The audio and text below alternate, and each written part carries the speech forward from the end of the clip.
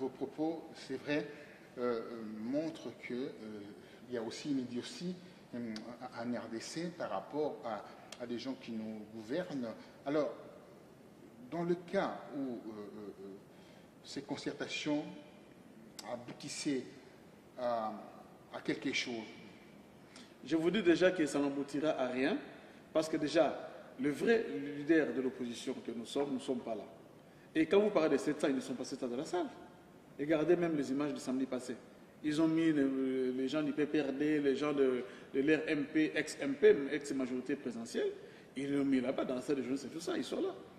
Et allez maintenant aujourd'hui voir la salle, comment elle est presque vide. Alors c'est vrai qu'on se rencontre, c'est l'observation que nos confrères ont pu faire, internationaux, hein, ces confrères. On serait une seule chose, la ville est complètement déserte. La zone où il y a les concertations, c'est une zone barricadée, militarisée, voilà, avec des chars, voilà. Tout ça. Pensez-vous que le peuple congolais a à voir avec cette histoire? Non, c'est ce que je dis. J'ai rêvé un peu en arrière, pendant la francophonie. La ville était militarisée. Même quand François Hollande était venu, lui-même, il a constaté. Le membre de l'Union européenne qui était là, ils ont constaté. Aujourd'hui encore, la ville est militarisée. Donc pourquoi vous dites que vous êtes au pouvoir? Vous avez la confiance du peuple, mais vous avez peur vous-même pour votre propre sécurité. Donc c'est là, il y a quelque chose qui cloche. On a vu à l'époque de la conférence nationale souveraine, la ville n'était pas militarisée. La conférence souveraine a duré pendant combien de temps? Presque 9 mois. Mais la ville n'a jamais été militarisée. Mais pourquoi aujourd'hui militariser la ville? Parce qu'ils ont peur du soulèvement populaire. Ils ont peur du peuple congolais. Ils ont peur de tout ce qu'ils sont en train de faire. C'est pourquoi nous appelons notre peuple à la vigilance. Et bientôt, je vous dis que le chef de l'État élit, que le peuple congolais chez lui-même, va prendre l'effectivité de son pouvoir. Alors, parlons de la famille, parce que je n'aime pas trop, quand on fait de la politique, parler de la famille, parler des épouses, parler de gens qui entourent les hommes politiques. Néanmoins, je parle de cette épouse, Madame Diomi Dongala, parce qu'elle a fait beaucoup d'interventions concernant son mari. Elle a commencé avec la grève de la faim, vous le connaissez. Elle a basculé avec des conférences de presse, en multipliant le marathon là-dessus. Dites-moi, aujourd'hui, vous en êtes où par rapport à cela? Bon, vous savez que Mme Diomi elle est au Congo depuis aujourd'hui, je dirais 23 ans qu'elle est là. Elle n'a jamais quitté le Congo. Elle est mariée à M. Diomi Dongala, avec qui ils ont des enfants. Combien? Ils ont 4 enfants qui sont sur place à Kinshasa. C'est une dame qui n'a jamais, disons, peur de tout ce que nous vivons au Congo. Elle affronte et elle connaît la situation politique de chez nous. Je crois que bientôt, vous allez la voir même en duplex. C'est une dame qui se bat aujourd'hui pour la libération de son mari, qui se bat aujourd'hui pour la dignité de sa famille. Vous savez que l'honneur de son mari a failli être bafoué. Hein, excusez-moi. A été bafoué? Oui, voilà. A déjà été bafoué. J'ai dit a failli parce qu'aujourd'hui la vérité est connue au grand jour. Tout à fait. Hein, vous savez. Il a été quand même bafoué. Voilà, non, a failli, j'ai dit. Parce que ce sont seulement les imbéciles qui ont crié à ces montages, la grossière du pouvoir en place. Vous savez que dans le dossier de M. Diomi Dongala, il y a eu à boire et à manger. Il y a eu plus de 600 000 $ qui étaient sortis pour, disons, couler Diomi Dongala. Mais heureusement pour nous, nous avons la justice divine. Donc, qui est toujours là pour les enfants. Quand on parle de justice divine, je fais une petite parenthèse, vous parlez souvent de Dieu et aussi, Kabila, lors de ses interventions, a évoqué le nom de Dieu. Il a dit, voilà. Tant mieux pour lui. Il a utilisé un terme, il dit, pour lui. Le trop ne peut pas donner à l'homme tout juste ce que, en fait, sa capacité peut tant mieux pour lui, comme il reconnaît. Alors, en arabe, on lui dit, c'est vrai que j'ai soulevé ces points essentiels. On dit, c'est-à-dire que Dieu ne peut pas vous donner plus que votre capacité. Et effectivement, vous pensez qu'on doit mélanger toujours la politique avec les religions pour arriver à cela? Bon, nous sommes un peuple, disons, laïque. Nous sommes dans un État laïque, mais nous croyons aussi à Dieu. Donc, parce qu'on ne peut pas quand même nier Dieu, on ne peut pas oublier Dieu, parce que c'est lui qui est le fondateur, le créateur de toutes choses. Mais Dieu n'est pas dans les mal. Dieu n'est pas dans les montages. Dieu n'est pas dans la fabrication, je ne sais pas quoi. Dans la tricherie. Voilà, ça, excusez-moi, merci. Dieu n'est pas dans la tricherie non plus. Donc vous trichez, vous vous associez Dieu, là, je suis désolé. Il y a quelque chose. Il y a un problème. Donc, nous demandons, donc, pour revenir un peu à votre question, Madame Diomi Ndongala se bat pour la libération de son mari. Et elle est là, comme toujours. Est-ce qu'on peut la voir? Voilà, mais il n'y a pas de souci. Alors, on va essayer de l'appeler. Hein. Je vais utiliser mon portable ici, qu'elle puisse nous passer un bonjour. Que nous passe un bonjour de 5 minutes à peu près, parce que comme je l'ai appelé avec mon téléphone, ça sera du direct. Alors, on va mettre le micro afin que nos amis téléspectateurs, on va mettre le micro afin que nos amis téléspectateurs puissent suivre la conversation. Voilà, je vais essayer de remettre l'option téléphone. Alors voilà, est-ce qu'on peut avoir ces numéros? Oui, donc c'est le... Vous ne pourriez pas le dire, bien entendu, pour ne pas trop permettre certaines personnes d'importuner cette brillante femme.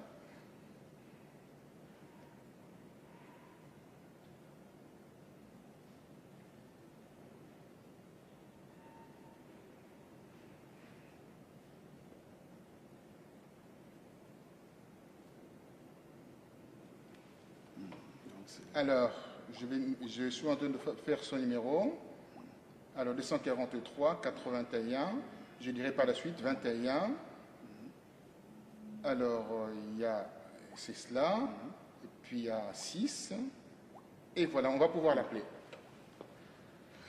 Amis téléspectateurs, nous sommes en train d'appeler Madame Diomi Ndongala en duplex, afin que puisse nous éclairer sur la situation de son mari.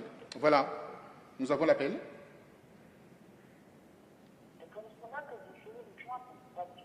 Ah. Non, on essaye... Non, c'est les réseaux. Faut toujours... C'est les réseaux. Je reste en compte? Oui, oui. Ça, c'est les réseaux.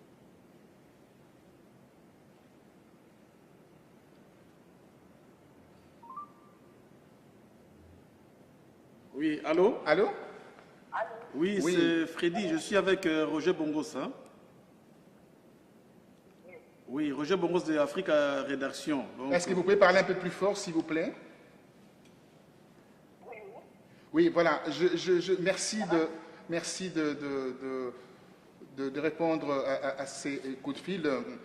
On a une question, on est en direct avec M. Kita. Dites-nous brièvement, comment va votre mari? Il est encore malade et privé de soins médicaux. C'est pas la situation. Et en plus, comme vous savez, il est détenu illégalement depuis pratiquement 6 mois. Oui, alors pratiquement 6 mois. Alors, que pensez-vous de ces derniers discours que Kabila a pu faire pour la libération de prisonniers politiques et également de prisonniers d'opinion? Il faut être très attentif aux détails parce qu'en réalité, lui n'a même pas cité les mots prisonniers politiques. C'est la presse qui a utilisé ce nom. Et c'est déjà important que la presse, même du pouvoir, reconnaisse l'existence des prisonniers politiques.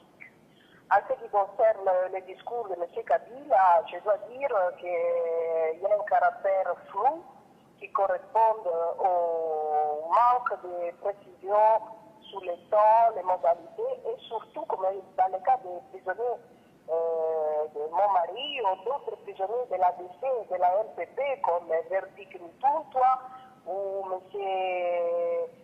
Stallone de l'UDPS LPP, sa mère aussi qui est encore détenue, sans procès depuis plus de 6 mois. Il n'y a aucune précision. Le discours est vraiment trop vague.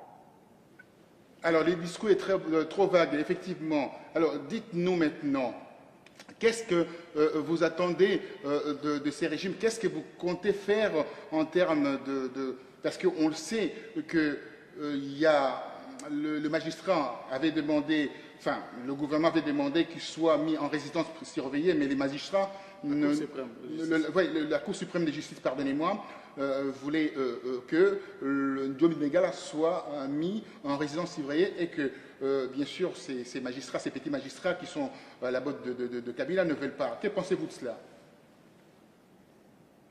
Ce n'est pas seulement ça le problème. Je vous informe aussi que les médecins du CPRK, aussi bien que les médecins du camp Kokolo, qui a fait une contre-expertise concernant l'état de santé de mon mari, ils ont tous les deux demandé son hospitalisation immédiate. Les documents pour son transfert à l'hôpital ont été déjà signés depuis plus d'un mois et demi, mais il y a eu des injonctions des membres de l'exécutif, que ici je ne peux pas citer, mais on sait qu'ils ont fait des pressions dans ce sens, pour que mon mari soit privé d'assistance médicale. Vous comprenez que son cadre, sa situation au sein des prisonniers politiques, mon mari a été trop dérangeant pour le régime en place, son combat a été trop cohérent, il fallait les neutraliser à tout prix. Et c'est pour cela que le régime Kabila a mis en place un double montage dont l'objectif était tout simplement de les mettre en prison et de jeter la clé. Pour ce qui concerne les garanties des droits, il n'y en a aucune qui a été respectée dans le cas de mon mari. Il est privé des garanties minimales des droits. Même son avocat a été menacé avec un mandat d'arrêt.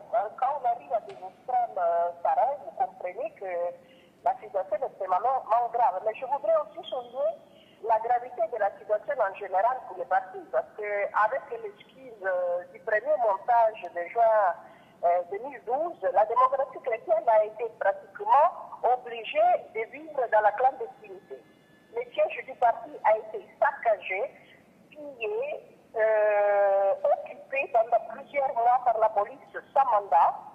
Et tout ce qui est fait du bureau, autre chose, ont été emportés.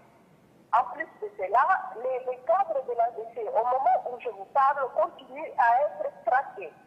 On essaie de les piéger avec des coups de fil qui viennent des services de sécurité pour des rendez-vous manqués qui malheureusement risquent de s'apparenter à ce qu'a subi Guillaume Cache, parce que lui aussi a été victime d'un faux rendez-vous qui s'est terminé comme vous le savez.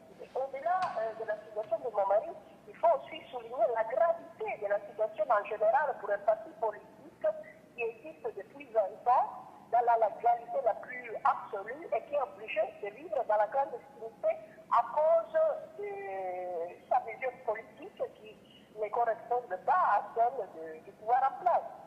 Alors, la situation est extrêmement grave. Alors, si je pense bien par rapport à vos propos, donc il s'avère que ces concertations-là ne servent à rien. J'ai lu ce matin une définition qui est même publiée sur le site de l'ADC. On définit cela de monologue national.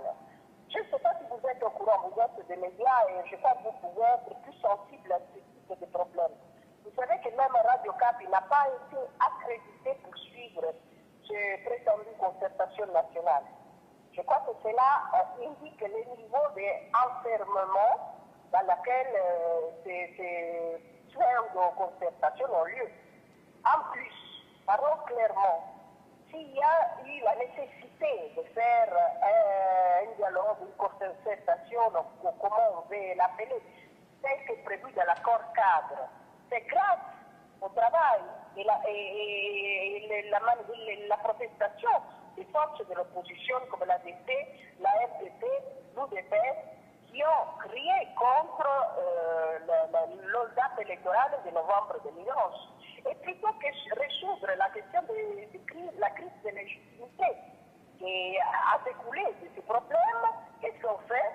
Un séminaire interinstitutionnel entre les deux chambres pour discuter des problèmes qui, alors, à ce niveau, il fallait qu'ils le résoudre officiellement dans le cadre institutionnel. Je ne vois pas encore ce type de concertation peut résoudre les problèmes qui remontent à novembre 2011. Merci infiniment. Est-ce que vous avez un dernier mot à l'endroit de la diaspora congolaise? Non, je demande à la diaspora congolaise de continuer à se mobiliser pour soutenir Guillaume Ndongala, surtout en ce moment où sa vie est en danger, pas seulement en ce qui concerne son état de santé. Je crois que ceux qui veulent comprendre sont en train de bien interpréter les mots. Parce que ce qu'on a essayé de faire en juin 2012, c'était en réalité une tentative d'assassinat qui n'a pas porté aux résultats escomptés pour les services de sécurité. Nous avons besoin de la mobilisation sociale de tout le monde pour éviter que le pire puisse arriver envers un combattant de la liberté. Parce que mon mari a démontré avec une extrême cohérence, en se privant de tous les privilèges, en continuant la lutte jusqu'au bout, qu'il était en train de combattre pour le bien de la RDC. Merci infiniment, Madame Guillaume Ndongala, d'avoir accepté cette interview en duplex entre la RDC et la France, bien sûr, en présence du représentant de la démocratie chrétienne. Merci à vous et bon séjour en RDC. Merci à vous, M. Rajonongo, surtout pour le travail d'information et conscientisation que vous faites à relâche depuis longtemps. Merci infiniment. À très bientôt.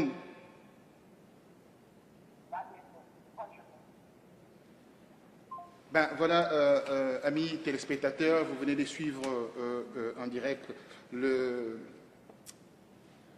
l'émotion, en fait, la déclaration de Mme Guillaume Ndongala, au regard aussi de ce qui se passe en RDC. On nous parle de concertation, mais en réalité, voyez-vous, il y a concertation, ce que je viens d'apprendre, il y a un monologue en fait en RDC. Effectivement, les Congolais savent changer les termes, monologue national.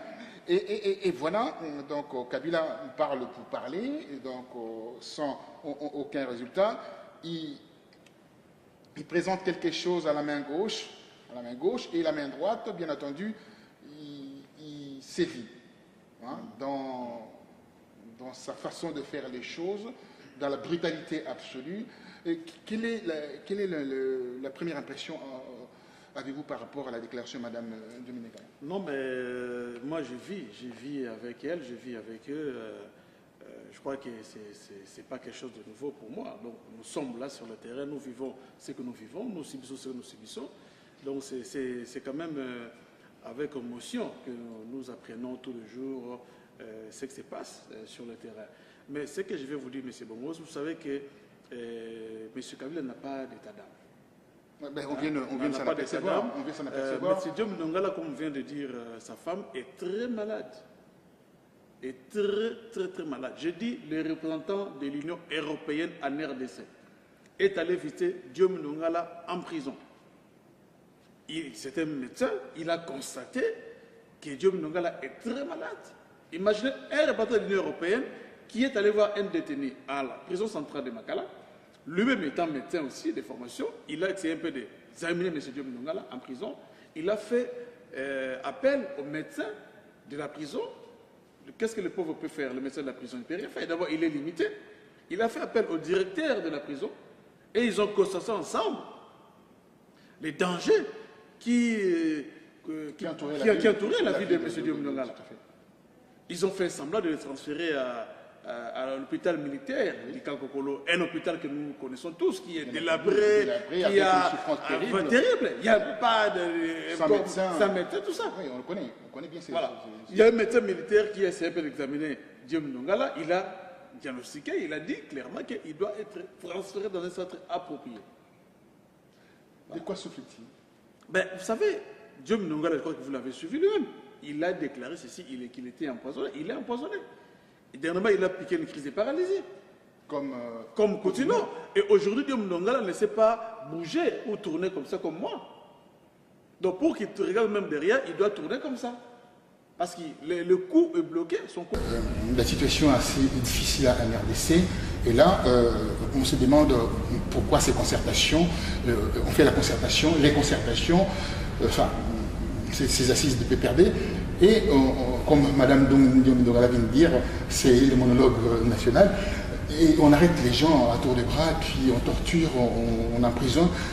Dongala est pratiquement paralysé et Chaloupa très malade. Tout le monde rentre en prison là-bas, ressort empoisonné, l'histoire d'Alain Moloto.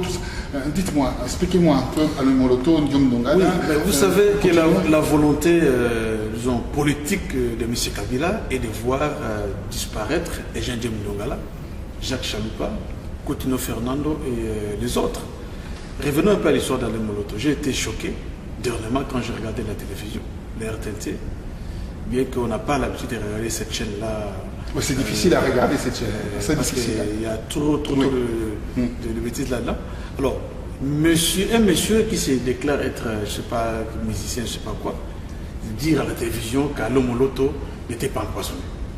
Ça, c'est une insulte par rapport à la famille chrétienne congolaise et par rapport à la famille d'Alain Moloto. Vous le connaissez très bien. C'est un monsieur que je connaissais très bien, personnellement, qui venait chez moi à la maison. On s'est côtoyé, de temps en temps il m'appelait, on s'appelait. Et dernièrement d'ailleurs je suis allé le voir. Il m'a dit que non, vraiment je suis malade, je suis empoisonné. J'ai été choqué. Ce monsieur, je ne sais pas si on lui a donné 100 $, je ne sais pas quoi. Il passe à la télévision pour dire qu'Alain Moloto n'était pas empoisonné. Ça c'est vraiment une insulte. Et il ne peut pas se permettre au nom de qui et de quoi. Il doit en faire toute une émission, je crois, d'1h30 pour dire que non, Moloto n'est pas empoisonné. Donc vous voyez ces régimes-là qui assassinent les Congolais et après il dit que non, il envoie le même Congolais pour démentir. Comme je disais tout à l'heure. Donc ça c'est vraiment dommage, surtout pour l'Église qui se dit des réveils au Congo. C'est vraiment malheureux. Alors, Chaloupa, vous savez que Chaloupa a été condamné illégalement. Disons, il a été condamné à 4 ans de prison. Il est malade. Il fait de la tension, il est malade, des fois il pique des crises. Il doit être soigné. Et c'est un procès arbitraire. Voilà. Deuxièmement, vous avez le cas de notre frère, Coutinho Fernando, qui avait fait une crise d'AVC, parce qu'il était, pendant certains moments, malade. Depuis 2010, Coutinho était malade. Mais il voulait vraiment le voir mourir, comme ils l'ont fait avec le général Yaf. Il y a aussi Diomène Dongala. Qui était des secrets d'ailleurs. Il était des secrets, bien sûr. Sur la mort de Mosé. Voilà. Et vous allez voir, il y a Diomène Dongala, qui est aujourd'hui très malade. Diomène Dongala, même pour tourner comme ça, il ne sait pas tourner. Il n'est pas libre de son corps. Il doit donc vraiment tourner comme ça pour aller, pour faire des mouvements. Même pour dormir, il faut qu'il y ait quelqu'un pour l'aider. C'est une catastrophe cette histoire. Voilà, c'est vraiment malade. Il y a le représentant de l'Union européenne qui est médecin, qui est allé voir Diomène Dongala un dimanche à Makala. Quand il a vu Diomène Dongala, il a diagnostiqué lui-même. Il a fait appel au médecin de la prison qui a constaté effectivement que Diomène Dongala court un danger. Il a fait appel au directeur de la prison qui a reconnu avoir depuis fait les billets de transfert. Mais vous allez voir, il y a M. Mende qui téléphone le directeur de la prison. Il n'est ni ministre de la Justice, ni le PGA, mais il téléphone le directeur de la prison pour lui donner les ordres. Donc, Mende, la mère Mende, je vous l'ai dit. Donc ça, c'est vraiment... Vous savez, les Mende, là, ce sont des seigneurs de guerre. Ce sont des gens qui ont massacré, tué, pillé. Ils ont peur de la vraie justice. C'est pourquoi ils n'accepteront jamais de voir des gens comme le Diomène Dongala prendre les rênes de notre pays. Donc, on a un gros souci aujourd'hui. Diomène Dongala doit être soigné. Coutinho Fernando doit être transféré, même ici à l'étranger, pour se soigner. Pour se faire soigner, excusez-moi. Donc, nous sommes vraiment dans une république bananière. Nous sommes dans un non-État aujourd'hui. Et le peuple congolais aujourd'hui vit comme des étrangers. Allez à Kinshasa. Allez dans les quartiers populaires. Vous ne verrez jamais aucun officiel. Mais allez à Gombe là-bas, en plein centre-ville, vers l'Intercontinental, tout ça vers boulevard Tchatchi. Une clique de personnes. Vous avez une clique de personnes avec des gyrophares, tout ça est en train de dérouler chaos. Mais où allons-nous avec cette république? C'est pourquoi je demande à la diaspora congolaise de se mobiliser. Je demande aussi à l'homme politique congolais d'être vraiment responsable de ses actes. Regardez, aujourd'hui, on dit que non, il y a les péridiums de 420 $, et puis ça varie selon les poids politiques de chacun. 400 jusqu'à 1000 $. Voilà, jusqu'à 1000 $. Sans compter les à côté. Les à côté, les hôtels à manger, etc. Mais écoutez, je crois que nourrir, loger, blanchi. Hein. Les policiers congolais, les policiers congolais gagnent combien? 40 000 francs congolais. Un fonctionnaire combien? 40 000 francs congolais. Donc, soyons quand même raisonnables. Soyons raisonnables. Alors, un mot de la fin, parce que je dis aux amis téléspectateurs, on a été interrompu, on a changé de caméra, vous allez vous en rendre compte par rapport à la qualité de l'image. Un mot de la fin. Oui, je remercie beaucoup à Afrique Rédaction, particulièrement M. Roger Bomos, qui fait un travail remarquable. N'oubliez pas qu'à chaque fois que nous passons sur Afrique Rédaction, nous connaissons des gros soucis. Parce que votre site est considéré comme le premier site de l'opposition qui attaque les pouvoirs. Je ne sais pas qu'est-ce que vous avez fait à M. Kalev et consort. Donc je crois que vous avez suivi lors de notre dernier passage sur Afrique Rédaction.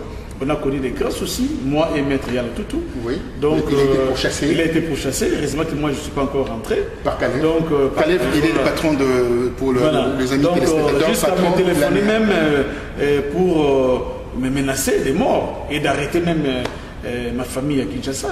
Donc nous connaissons la force d'Afrique Rédaction et nous vous encourageons. Nous sommes de cœur avec vous parce que vous faites un travail remarquable. C'est grâce à Afrique Rédaction que la communauté internationale nous suive.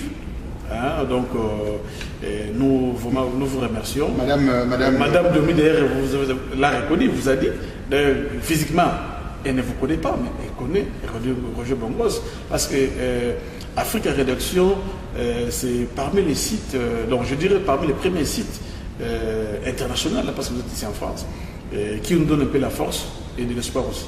De l'espoir, parce que je tiens à remercier, je récupère l'occasion pour remercier nos amis qui nous suivent tous les jours. Nous avons grimpé en termes d'affluence. Nous avons aujourd'hui, il y a quelques mois, nous avions 1 200 000 visites par mois. Nous avons 1 500 000 visites par mois. Bravo. C'est Afrique Rédaction. C'est normal. C'est normal. Donc, je remercie tous les amis de la diaspora. Continuez un peu à être unis. Soyez unis, les amis de la diaspora. Et puis, je remercie pour ceux-là qui ne se sont pas rendus à Kinshasa. Parce que vous savez que le pouvoir en place a mis vraiment un paquet pour corrompre la diaspora. Mais heureusement que vous avez compris que ces assises-là ne servaient à rien et ça ne va jamais servir, aux intérêts de la population congolaise. Et je vous remercie beaucoup, cher ami Roger Bomos, merci pour votre travail. Et ce n'est pas à démontrer. Merci à vous. Comme on dit en français, les beaux esprits se rencontrent. Mon père disait toujours, quand un homme sait reconnaître la valeur de quelqu'un, c'est un grand homme. Merci à vous. Merci.